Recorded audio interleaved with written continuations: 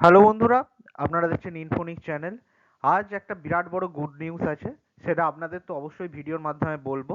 তাছাড়াও আরও একটা জিনিস বলতে চাই যে ঘাটাল যে রেল স্টেশন সম্পর্কে যে সমস্তভাবে হাইলাইট আমরা করেছিলাম আমাদের চ্যানেলের মাধ্যমে, যেটা 4 বছর আগে থেকে শুরু হয়েছে। আপনারা গেলে দেখতে পাবেন যে আমরা 4 বছর আগে থেকে, 3 বছর 4 বছর আগে থেকে এই সমস্ত ডিটেলস ভিডিও আমরা ঘাটাল, যখন যখন অন্য কোনো ইউটিউব চ্যানেলে কোথাও ঘাটাল যে রেল স্টেশন সম্পর্কে কোনো কিছু যখন উল্লেখ ছিল না, তখন কিন্তু আমরাই প্রথম ইউটিউবে এই প্রথম ভিডিও নিয়ে আসি। আর সেই সম্বন্ধে তারপর থেকে লাগাতার যত কিছু ডকুমেন্টস আছে যেভাবে আছে, কারণ আমরা কোনো ফেক ডকুমেন্টস দিয়ে আপনাদের ইমপ্রেস করার জন্য কোনো ভিডিও কোনো দিনই বানাইনি, না আজকেও বানাচ্ছি। তো সমস্ত জিনিস ডকুমেন্টসের মাধ্যমেই আপনাদের আজকেও দেখাবো।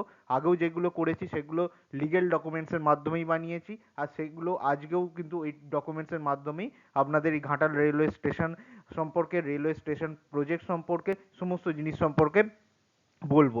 আজকের যে গুড নিউজটা আছে সেটা হচ্ছে, আপনারা জানেন যে আমাদের এখন রেলওয়ে বাজেট বলে আলাদা করে কোনো বাজেট হয় না।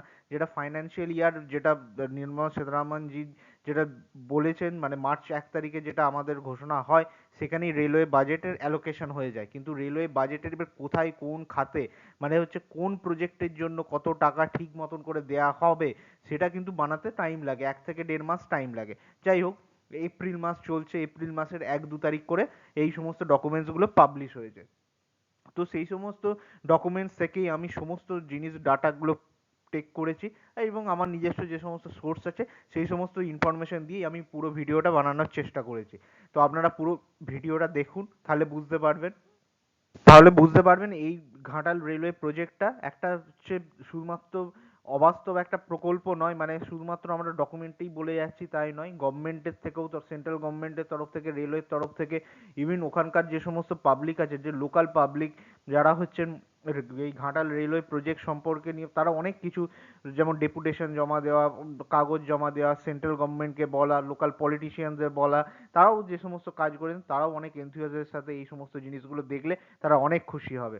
তো আমরা প্রথমেই চলে আসি।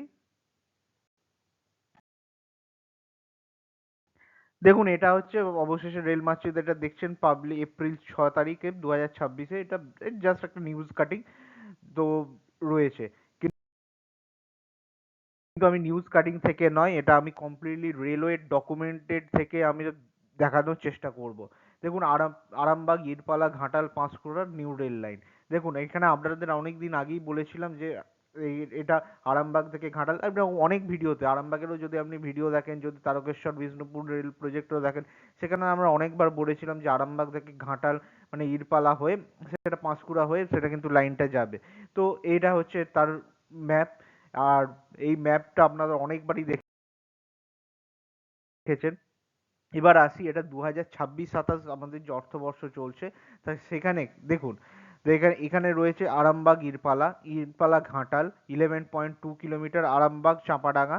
এই সমস্ত রেল প্রজেক্টের জন্য কত টাকা দেওয়া হয়েছে জানেন? 2532 crore। বুঝতে পারছেন, একটা বিরাট বড়, মানে শুধুমাত্র 26-27-এর জন্য 2532 কোটি টাকা দেওয়া হয়েছে। তার মানে ভাবতে পারছেন যে এখানে ল্যান্ড অ্যাকুইজিশনের জন্য, আমি যতদূর আমি নিজের সোর্স থেকে বুঝেছি, যে 3-4 মাসের মধ্যেই ল্যান্ড অ্যাকুইজিশনের কিছু না কিছু কাজ শুরু হয়ে যাবে। আপনাদের কাছে এই সমস্ত একটাই রিকোয়েস্ট, যাতে ল্যান্ড অ্যাকুইজিশন, যাদের লোকাল যে সমস্ত লোকাল লোক রয়েছেন, যাদের জমি পড়বে, তারা কাইন্ডলি, মানে যেভাবেই হোক এই ল্যান্ড অ্যাকুইজিশনের জিনিসটা যেন খুব তাড়াতাড়ি শর্ট আউট করে দেন। তারপর তারপর তো রেলওয়ে নিজের মতন কাজ করে ঠিক 2 থেকে 3 বছরের মধ্যে আপনাদের এই কমপ্লিট রেলওয়ে প্রজেক্টটা কিন্তু আফটার ল্যান্ড অ্যাকুইজিশন হয়ে যাবে।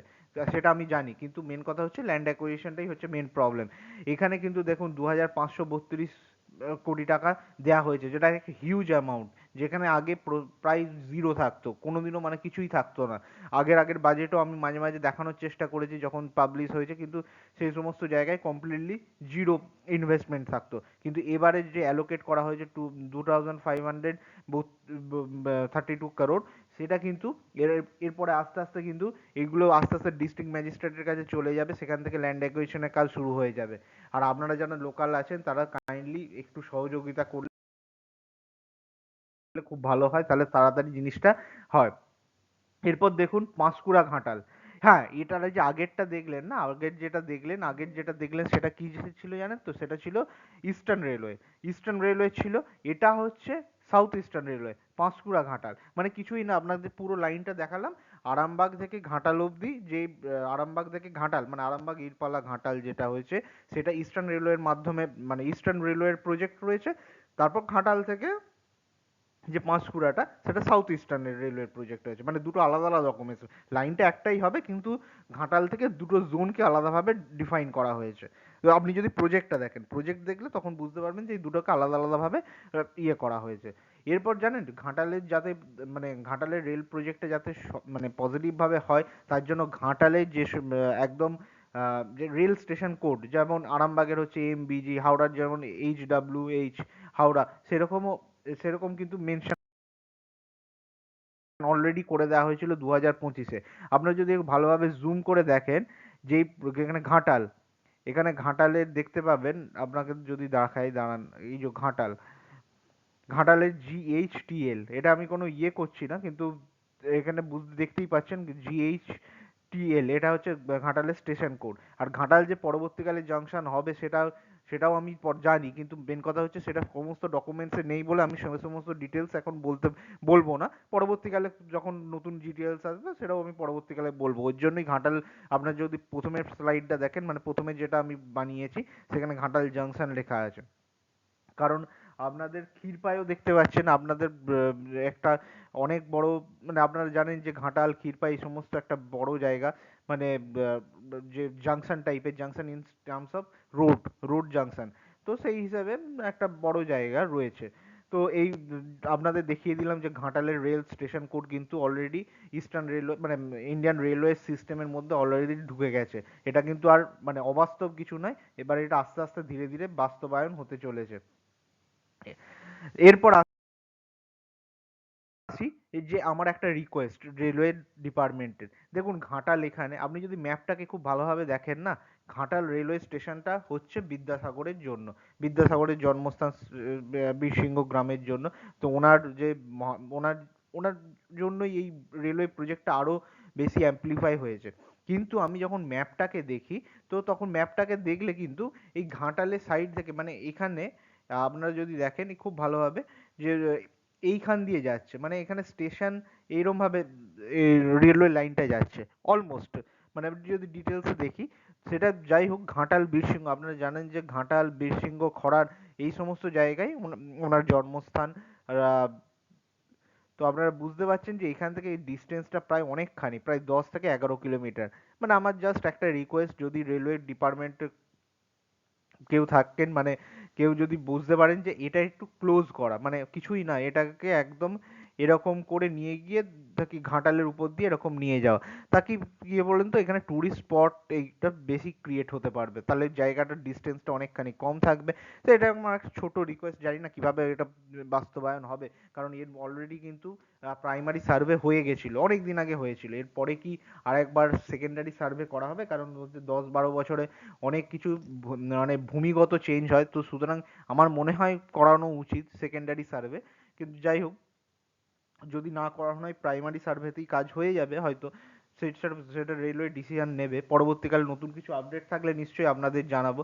আপনাদের কাইন্ডলি রিকোয়েস্ট করছি, কাইন্ডলি লাইক শেয়ার সাবস্ক্রাইব করুন, আর বেশি বেশি করে শেয়ার করুন, যাতে প্রজেক্টটা সম্পর্কে সমস্ত লোকের কাছে, ঘাটালের সমস্ত লোকেদের কাছে, পশ্চিমবঙ্গের সমস্ত লোকেদের কাছে যেন পৌঁছে যায়। আর জিনিসটা দেখুন, আরামবাগ থেকে ঘাটাল ডাইরেক্ট কানেক্ট হয়ে গেলে, আরামবাগ ঘাটাল হয়ে মানে সাউথটা কানেক্ট হয়ে গেলে কত লোকের মানে দীঘা যেতে সুবিধা হবে, বা কত যেতে নর্থের দিকে যেতে সুবিধা হবে, মানে নর্থ বেঙ্গলের দিকে, কারণ এটা উপর থেকে আরামবাগ হয়ে বুয়াইচন্ডী হয়ে আবার খানা জংশনও যুক্ত হচ্ছে। তাহলে এই পুরো লাইনটা নর্থ বেঙ্গল থেকে সাউথ বেঙ্গল কমপ্লিটলি কিন্তু যুক্ত হয়ে যাবে। আপনাদের আগেও বলে রাখি যে আরামবাগ থেকে বুয়াইচন্ডী অলরেডি কিন্তু প্রজেক্টের টাকা স্যাংশন করে দেওয়া হয়েছে।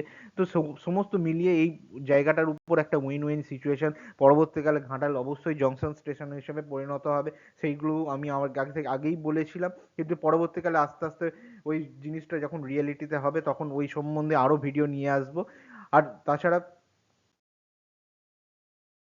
যত যত নতুন টাইপের আপডেট থাকবে এই প্রজেক্ট সম্পর্কে, আপনারা এই চ্যানেলের উইথ ডকুমেন্টস আপনারা কিন্তু পেয়ে যাবেন।